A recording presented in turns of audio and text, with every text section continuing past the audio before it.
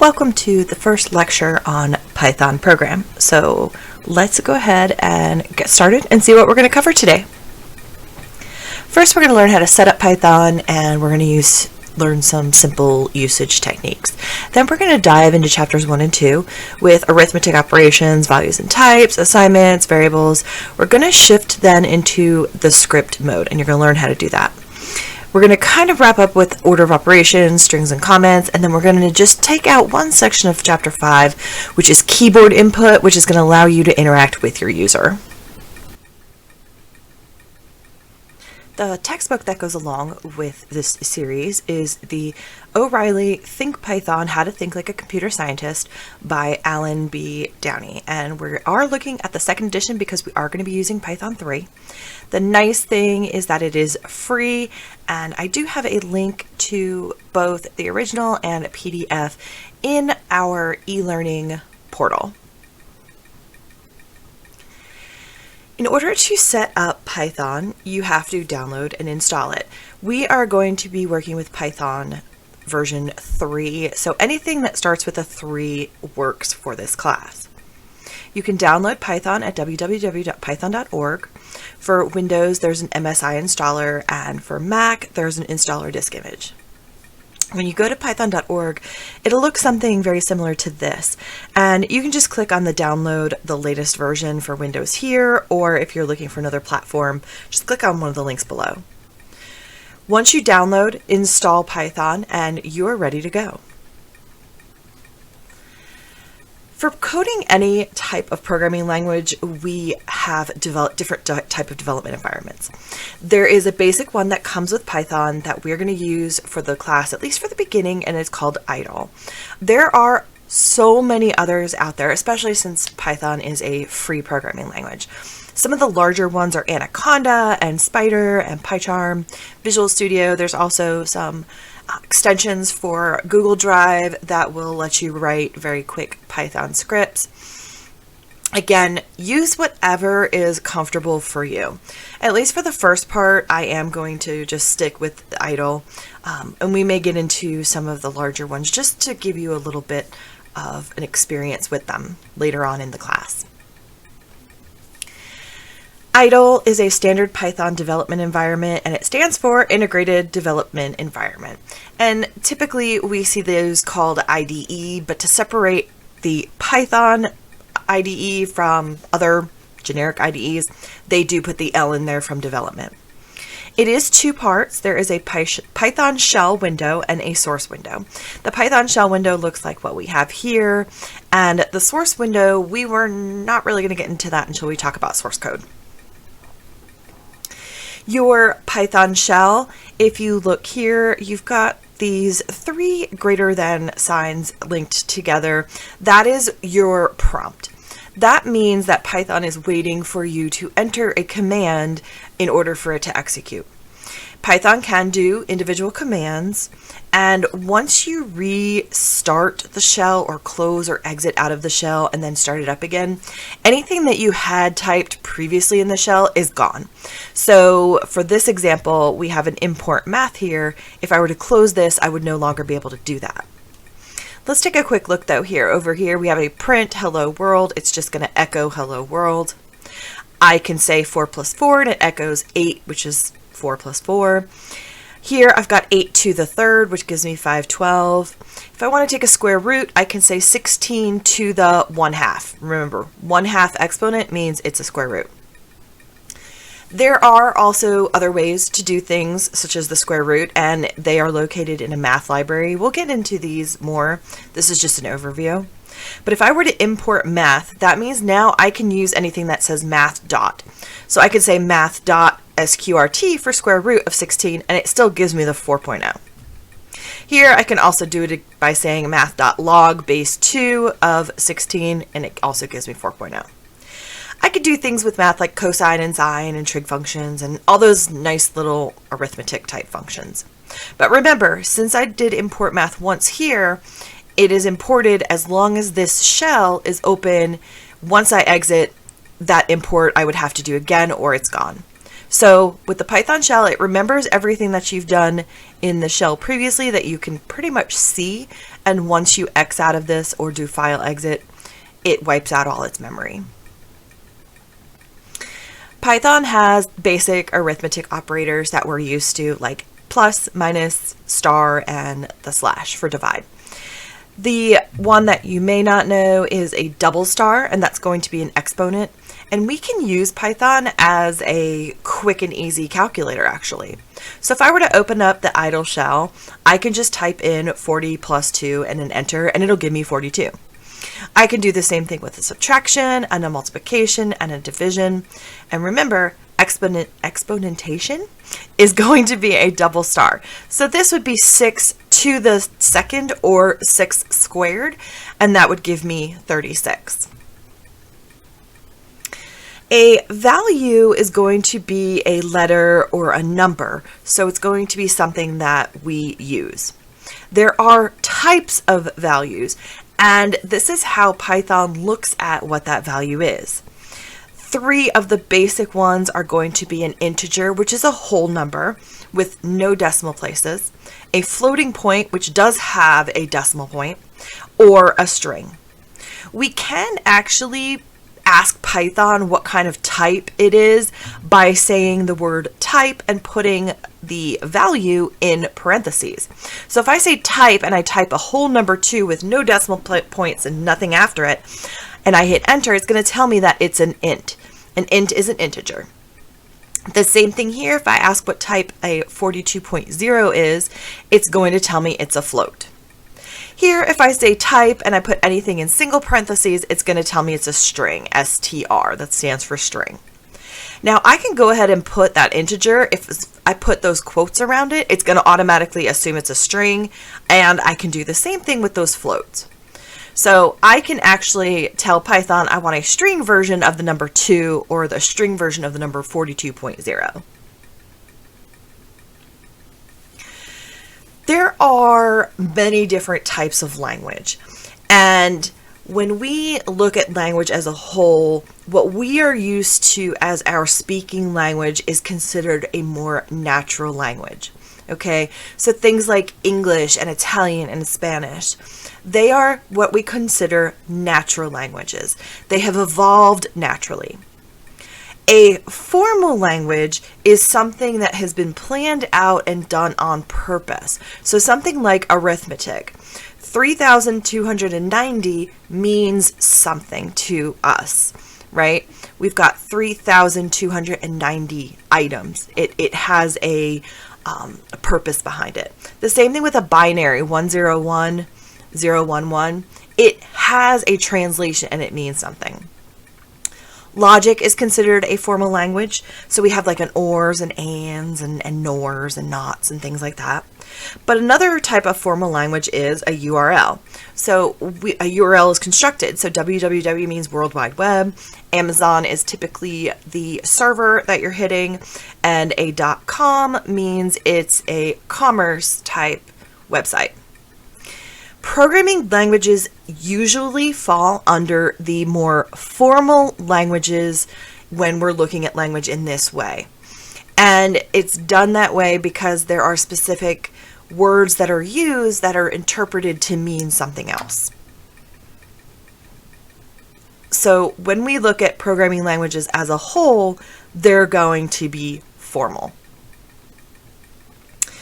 In those formal languages, there are rules, just like we have rules in our natural languages, and these rules we call syntax. So whereas in a natural language we may call it grammar, in a more formal language we call it syntax. We can use an assignment statement in Python to create a variable and to assign it a value. So a variable is going to be a word that is going to hold the place of some specific value. That value may change over the time that the program runs. So for example, here I've got a few assignments in these first 3 prompts. I've got a variable name, so in the first one it's message, in the second one it's n, in the third one it's pi. In order to give it a value, I use the equal sign, a single equal sign. And then after the equal sign, I give it a value. So message equals quote. So this message is going to be a string, and it's going to say, and now for something completely different. N is going to be given the number 17, and pi is going to be equal to 3.24. Now I can just say things like print my message, and it will output my message. I can also add these variables. So if I say n plus pi, it is going to go in and say 17 plus 3.24. Variable names have to follow a set of rules for your programming language. Typically, a rule of thumb is that it's going to have a meaningful name. So if you or another programmer were to pick up your program later on down the line, the variable name will indicate what value is being held in it. We can use it to document what that variable is or what it's used for. It can contain letters and numbers, but it cannot begin with a number. It has to begin with letters. Convention, again, is to only use lowercase when we're talking about variables. Programming convention and rules of thumb, that is what's going to set apart your professional programmers from your homegrowns. In your variable names, you can also use an underscore. So if you need to put a few words together, say first name, you can separate those two words with an underscore. The one big rule of variables is that it cannot be a keyword, and a keyword is a word that Python already has a value to it, and it already makes it do something, so we can't use those again. Some of those keywords are shown here. There's a whole list in your book, but words like for, in, while, if, except, else, true and false, try, not, print. We saw the print before. We saw the type before. That can't be a variable name. It's a keyword. So remember, we have to stay away from these because these already have meaning in Python, and we can't change that meaning. An expression is a combination of values, variables, and operators, and a statement is a unit of code. So an expression is something that is evaluated by the interpreter, and it's going to return a value. A statement is going to execute the statement. So, for example, an expression could be something like n plus 25. There's an evaluation that has to happen. We have to go get n, and then we add it to 25, and then we spit out the actual answer. Now, a statement is something that's executed. So in this example here, we have print n. That would be a statement. It's not actually evaluating it, it's just executing that print statement.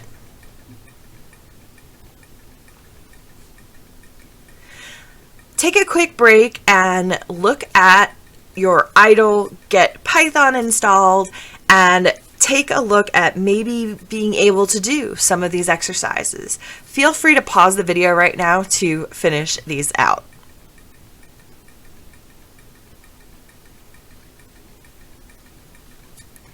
Here are the answers to our exercises, and this is what my idle shell looks like when I get the final answers. Hopefully, yours match mine.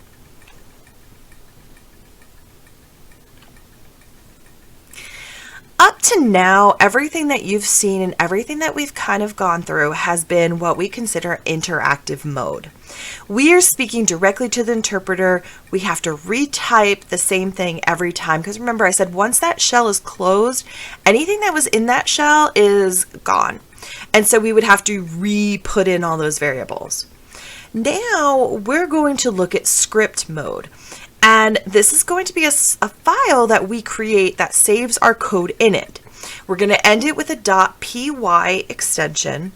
And in order to open a script or create a new one, in our idle shell, we say file, new file, and then we do a file save. Here's an example. Go ahead and open a new file and save it as lecture1.py. In the first line of the script, we notice that those prompts that we had of those 3 greater than signs, those are missing. They're no longer there. That's because we're just putting commands here as opposed to doing a command in a return and then getting a result. We're going to put all our commands together. So if we type here print hello world and hit the save the file button, so file save, if we click on this run and then run module, it will take us back to the shell like we see here, and it will give us the output of what we put into that script.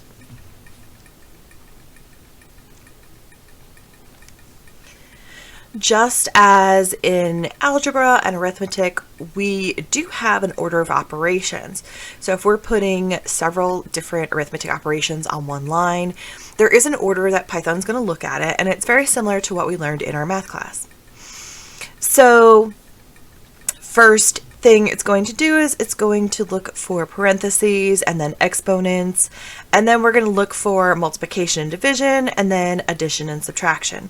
So it's going to go through whatever line you create, do everything in parentheses first, then it's going to evaluate the whole entire expression for everything that has an exponent, and then it's going to do all of the multiplication and division, and then all of the addition and subtraction. Now, we cannot use arithmetic operations on strings per se, but we have 2 kind of exceptions. We can use the plus and we can use the multiply. So if we plus or add 2 strings together, it's going to concatenate and just put those strings side by side. So here if I say first equals Carolina, second equals university, first plus second equals Carolina University. The multiplication will do exactly that. It will multiply that string however many times you indicate. So if I just say the string Bruins times 3, it's going to create Bruins, Bruins, Bruins.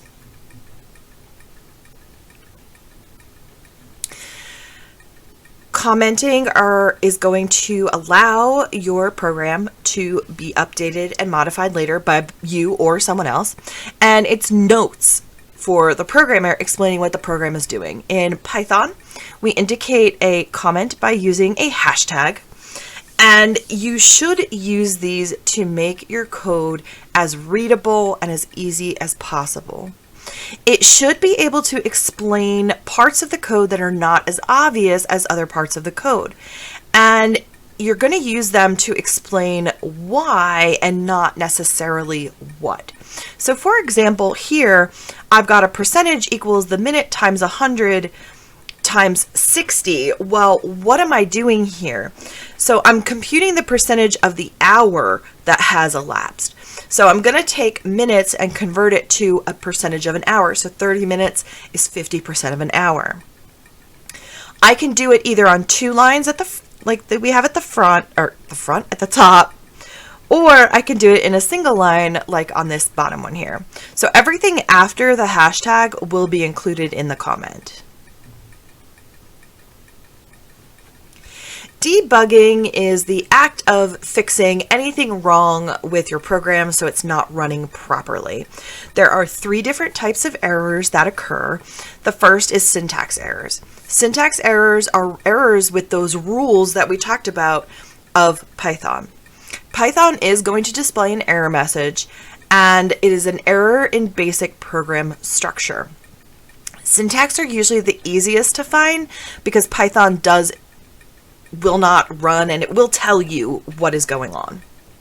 Now, a runtime error can also be called an exception, and these errors are not going to appear until the code is actually run.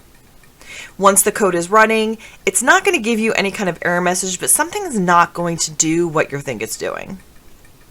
And finally, semantic errors are going to run without generating an error, but again, it's not going to do the right thing. So a semantic is very similar to a logic error. So say, for example, you meant to square something and you only put 1 star, and so it's multiplying. That is going to be a type of semantic error. because what you've done is actually a proper command. It's just not what you think you're supposed to be doing. So those are usually the hardest to find. Syntax and runtime are going to give you errors. They're not going to be great, but you need to learn kind of what those error messages mean. The information is going to include such as type of error and sometimes location. So it will give you a line number or an area on what to look at for your code. Now finally, we're going to jump a little bit into chapter 5 because we want to know keyboard input. This is going to be very important for interacting with your user and getting some information from that user in order to keep processing. So Python has a built-in function called input, and that is going to stop the program and wait for the user to type something. As soon as that user presses the return or enter key, the program is going to then resume and return what the user typed as a string to the program.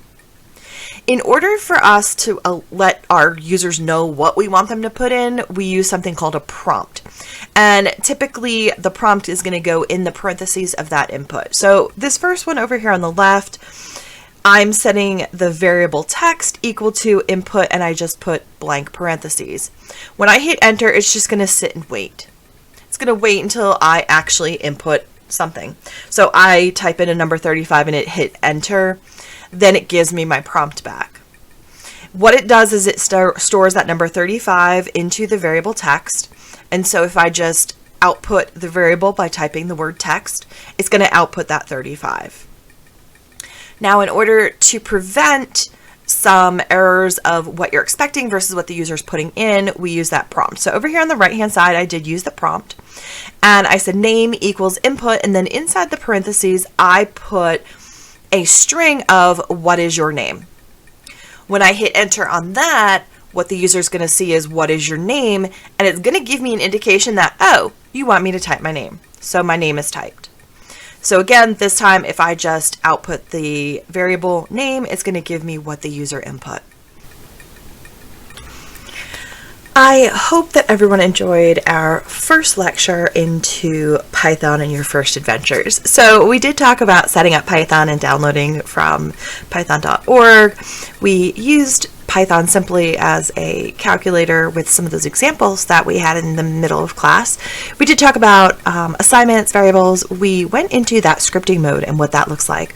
Order of operations, strings and comments, and finally we wrapped up using some keyboard input from our user. So hopefully this has been a great introduction to Python, and I will see you next lecture.